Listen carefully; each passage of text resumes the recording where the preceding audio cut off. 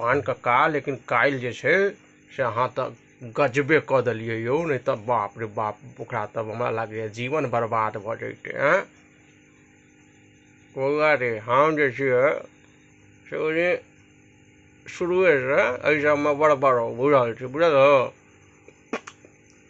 लेकिन केना अहाँ पता चला लेलियै यौ जे ओकरा केस नहीं छै? बौआ एते उधियारी तोरा जे दऽ देबू तऽ हमसब फेर कथी लए रहबै? जखने ओहि लड़काके हम देखलियै गाड़ीमे से उतरैत तखने देखलियै जे एके बेर ओकर केस कनि भसकलै। अब हमरा जे नजर गेल हम कहलियै अरौ तोरीके ई तऽ बड़का गंडगोल स्थिति छै भाई। एहि लड़काके तऽ हमरा बुझाइए केसे नहीं छै। आब की करू भाई? सबके सामने थोड़े ना कहि सकै छी बात भाई। तहन हमरा याद दिमागमे आयल जे कैमरामैनवलाके बजबै छी।